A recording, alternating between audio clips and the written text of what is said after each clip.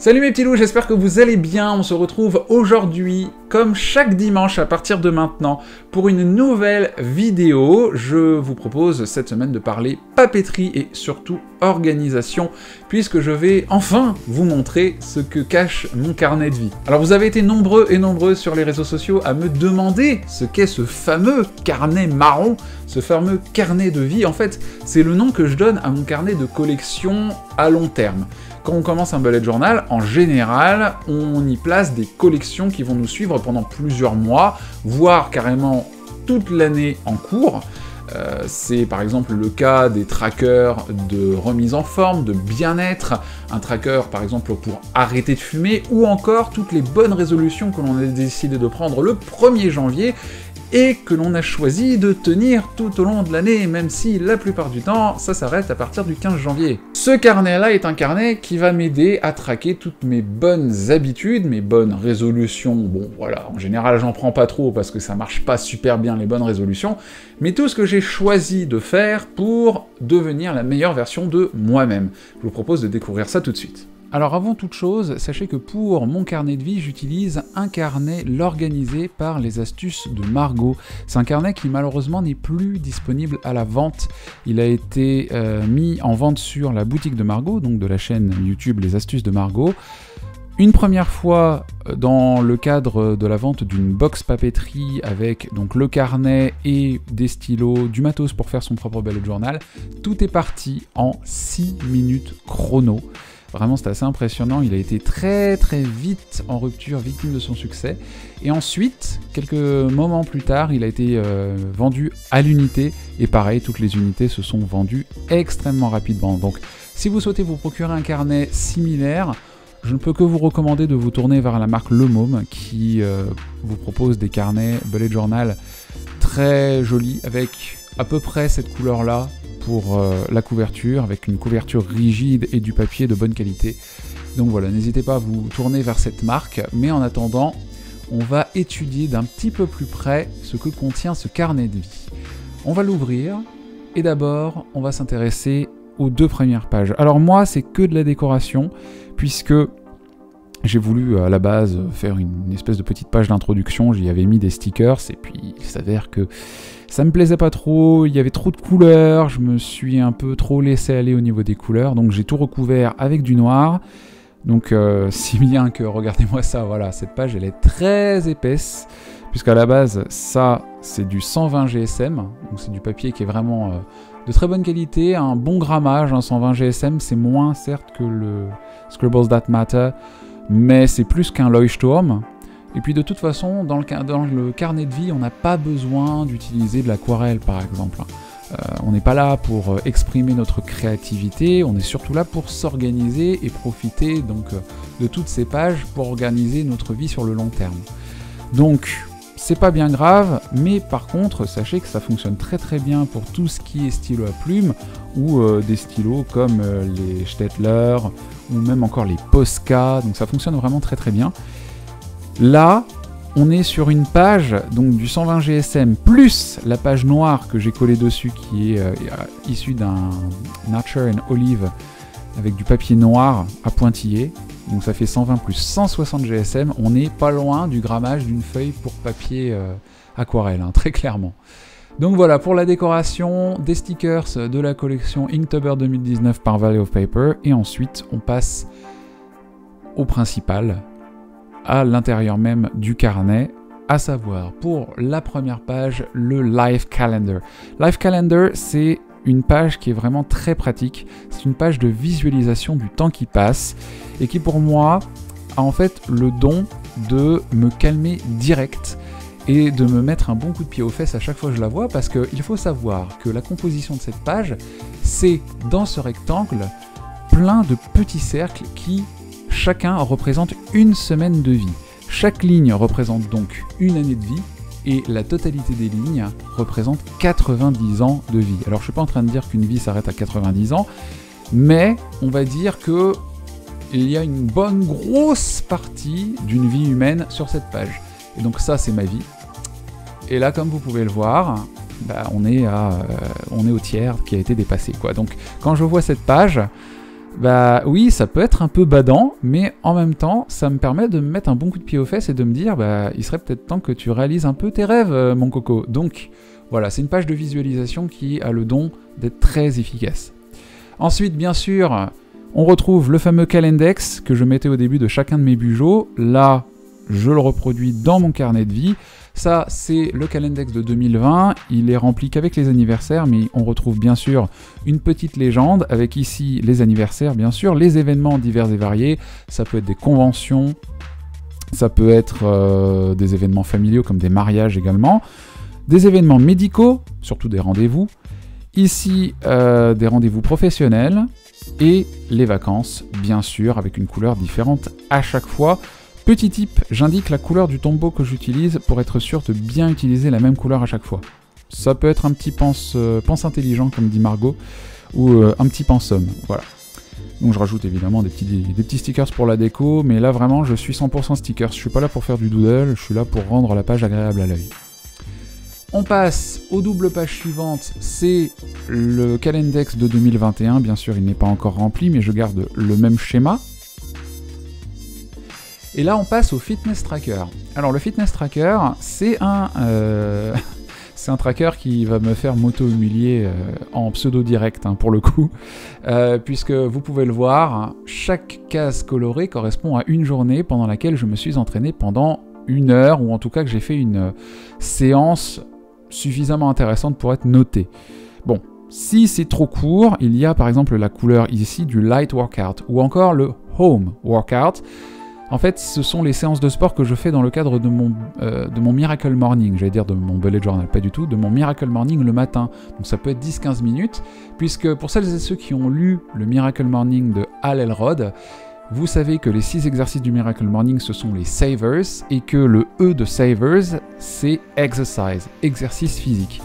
Et donc, dans le cadre de mon Miracle Morning, 1 heure tous les matins, je fais un peu d'exercice, en général avec une vidéo piochée, soit chez Thibaut InShape Entraînement, ou encore des vidéos maintenant, comme on est de nouveau en confinement, on peut prendre des vidéos de coachs sportifs qui vous permettent de bouger à la maison de manière totalement gratuite, et ça c'est vachement sympa. Donc voilà, le home training. Sinon ici en gris on a aussi la marche par exemple, ou encore là par exemple on a les couleurs qui correspondent aux sessions avec les divers membres que j'entraîne. Ça peut être les pecs, ça peut être les bras, ça peut être les legs, donc les jambes, ou encore le dos et les épaules, etc., etc. À chaque séance, je colorie et du coup, je peux voir si je suis régulier dans mon entraînement. Bon, là, évidemment, avec les salles de sport qui ferment, c'est assez compliqué. Mais va falloir être régulier sur les home workouts, bien sûr. Et puis ici, vous pouvez voir des graphiques. Donc, bon, pour l'instant, on n'a que les axes abscisses et ordonnées. Mais avec les petits pointillés de couleur, je traque mes performances. Par exemple, pour les pectoraux, je mets une petite pastille de couleur en fonction du poids que j'arrive à soulever. Donc par exemple pour le pec fly, je soulève 32 kg, bon bah du coup je mets une petite pastille après le 30, moi c'est à peu près exact, hein. Et je garde en fait, je peux même écrire le chiffre à côté de la pastille si j'en ai envie, et je garde une courbe de progression, je pourrais la regarder quand je pourrai la dessiner, parce qu'évidemment tant que je ne peux pas soulever de poids à nouveau, que les salles de sport sont fermées, ça va pas évoluer. Mais voilà, c'est dans le but d'observer ma progression et surtout de ne pas soulever moins de poids que ce que je suis capable de soulever. Le but du jeu, c'est d'aller à mon rythme, mais également de ne pas régresser. Ça marche pour les pectoraux, ça marche pour les jambes, bien sûr. On retrouve le dos, les bras et ici le running avec la durée de mes différents joggings. La Dream List, c'est assez simple. Une Dream List, c'est une liste de rêves, voilà, d'objectifs que je souhaite accomplir, comme par exemple dessiner comme un pro, parler polonais et allemand couramment, vivre de mes passions, gérer mon propre site internet, être influenceur avec une grande communauté. Alors, je suis déjà très content de la communauté que j'ai, vous êtes des loups c'est des loups d'amour, des loups en or, que j'affectionne énormément. Mais c'est vrai qu'avoir 10K sur Instagram, Pour un micro-influenceur comme moi, bah ça fait rêver, voilà. Donc, et puis ça permet surtout d'avoir le swipe à chaque fois que je vous diffuse une nouvelle vidéo, donc c'est quand même pratique. Donc ça, ce sont tous les rêves, tous les objectifs que je me fixe à long terme, à écrire un roman, visiter encore plus de pays, avoir un mur de livres chez moi, etc., etc. Et puis là, on a les affirmations. Les affirmations, c'est ce que je vais me répéter tous les matins pour garder mes objectifs en tête. Les affirmations font aussi partie du Miracle Morning, font partie des Savers, c'est le A de Savers, A comme affirmation. Et les affirmations permettent, comme je le disais, donc de garder ces objectifs en tête. Donc je prends toutes mes phrases et je me les lis, soit dans ma tête, soit à voix haute, mais surtout à voix haute. Voilà, par exemple, je sais ce que je vaux, d'où je viens et où je veux aller. Je ne perdrai pas confiance en moi alors que l'on éprouve de l'admiration pour mon travail. Je ne travaille pas aussi durement pour laisser quiconque douter de mes compétences et remettre en question mon travail injustement. Voilà, là ça sent vraiment le vécu. Ou encore, ce n'est pas en abandonnant que l'on change les choses. Je ferai de ma persévérance mon atout principal. Voilà, ça laisse à réfléchir, mais en tout cas c'est très personnel, hein. Lorsque vous faites vos propres affirmations, n'allez pas recopier celle-là, ça n'a aucun sens. C'est quelque chose qui me touche beaucoup, c'est vraiment très personnel. Je vous invite à créer vos propres affirmations et ensuite à vous les lire tous les matins pendant votre Miracle Morning, si bien sûr la méthode d'Alelrod vous intéresse. On tourne à la page, mon planning de travail idéal. Ça, c'est une page que j'affectionne tout particulièrement et qui m'a demandé pas mal de boulot parce que, en soi, elle demande un travail de visualisation sur son planning idéal.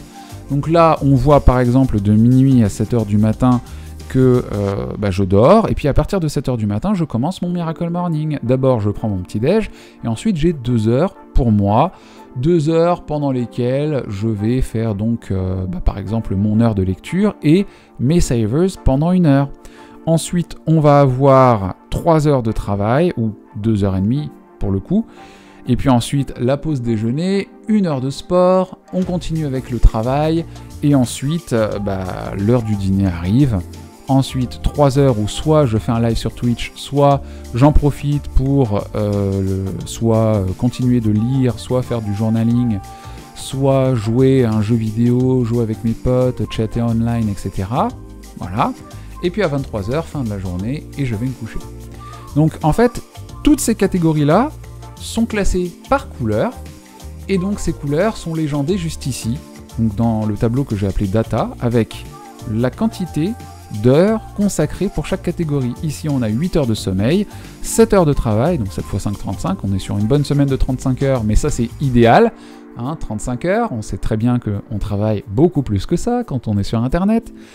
3 heures de libre pour les loisirs, 2 heures de self-care, 1 heure de sport et 3 heures de temps obligatoire, donc de temps pour l'hygiène corporelle, pour manger, etc., etc., que ce soit la douche, pour se laver les dents, tout ça, l'hygiène corporelle.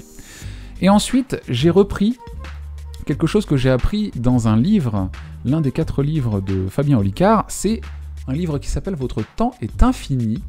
Et dans ce livre, on découvre les classifications, les catégories de temps. Par exemple, donc j'ai repris toutes les pastilles de couleur et j'ai pris donc ces pastilles et je les ai classées en fonction des catégories de temps désignées par Fabien Olicard. Donc on a le temps obligatoire, le temps personnel, le temps pour soi, qui est différent du travail, enfin du temps personnel, et le temps professionnel. Bon, en fait, il y en a 5, mais pour l'instant, je n'ai pris que 4 catégories. Temps obligatoire, il y en a 11 heures de temps obligatoire, c'est-à-dire le sommeil plus tout le temps nécessaire pour manger et pour l'hygiène corporelle. Le temps personnel, à savoir les 3 heures que je me réserve de libre pour ma soirée. Du temps pour moi, 3 heures également, c'est le sport plus le self-care. Et enfin le temps professionnel, 7 heures de travail visant à percevoir une rémunération à plus ou moins long terme. Donc voilà, vous lirez les catégories de temps par Fabien Olicard dans son livre « Votre temps est infini », un livre que je vous recommande et dont je vous parlerai un peu plus en détail dans la lecture du loup de la fin du mois de novembre. Ensuite, la master list, une master list, pour celles et ceux qui ne savent pas ce que c'est. Alors, ça peut avoir plusieurs significations. Pour ma part, ma master list, ça va encore avoir quelque chose à voir avec le livre de Fabien Olicard, puisque celui-ci nous propose de faire la distinction entre nos tâches et de gérer nos priorités avec un système de cadran. Des tâches urgentes ou pas urgentes, importantes et pas importantes. Donc une tâche peut être importante et urgente, ou encore importante mais pas urgente. Et en fait, c'est ce cadran numéro 2 qui va nous intéresser, puisque toutes ces tâches de cette master list, sont des listes, des tâches qui sont importantes mais pas urgentes, mais qui vont devoir être faites à un moment donné. Donc c'est très important de cocher toutes les cases de cette master list. Pour l'instant, il n'y a qu'une seule proposition, vider les boîtes mail de contenu inutile. Voilà, mais sachez que, bien sûr, cette page ne restera pas blanche bien longtemps. Ensuite, mes lectures de 2021, je me suis déjà préparé. On voit ici les diverses étagères prêtes à accueillir tous les livres que je vais ingurgiter en 2021, avec des petits stickers du washi tape que je suis très content d'avoir trouvé. Je l'ai trouvé au Furet du Nord, celui-là, Furet du Nord de Lille. Là, voilà. C'est une jolie petite bibliothèque. Le but du jeu, c'est de, ici, transformer les étagères vides en étagères pleines de livres, comme ici. Donc ça, on a tous les mois jusqu'au mois d'août, et bien sûr derrière, le reste de l'année 2021, avec ici une page qui est restée vierge, éventuellement pour y placer une palle, par exemple. Le point projet de fin 2020, c'est un point que je vais me faire moi-même. J'ai rien rempli pour l'instant, c'est quelque chose d'un peu privé pour le coup, mais c'est un point projet que je me suis fait pour le travail, le logement. Voilà, ça me permet de faire le point sur ma fin d'année. Bon, là j'ai écrit voyage, lol, on va pas voyager, on est confiné au moins jusqu'à décembre, voire peut-être mi-décembre et peut-être même jusqu'à Noël. Donc pour l'instant, on sait pas. Et on sait toujours pas au moment où je tourne cette vidéo. Donc là, pour l'instant, on va mettre un gros hashtag LOL. Et ici, donc pour ma vie personnelle, le web, et puis pour le sport, quels sont mes objectifs, quels sont mes plans à long terme pour 2021, pour cette fin d'année 2021. Et ici, Life Purpose et les engagements. Alors en fait, cette double page que je vous présentais au tout début de la vidéo, à la base, c'est pas une... pour moi, c'est pas une double page qu'on va utiliser pour écrire. Mais vous pouvez, vous de votre côté, l'utiliser comme tel. Parce que vous pouvez vous en servir pour y placer votre life purpose et vos engagements. Bon, je recommande pas vraiment d'écrire ici, parce que c'est vrai que c'est assez compliqué si vous vous trompez, d'effacer, de recommencer, et puis après, finalement, ça vous forcerait à recouvrir la page si jamais vous vous trompez. Ou même si vous êtes complètement ok avec le fait que ce soit taché, vous faites comme vous voulez. Moi, j'ai pas trouvé ça très pratique. Pour le coup, vous pouvez quand même vous servir de cette double page pour, dès l'instant que vous ouvrez votre carnet, hop, vous tombez directement sur votre life purpose et vos engagements. Le life purpose, qu'est-ce que c'est?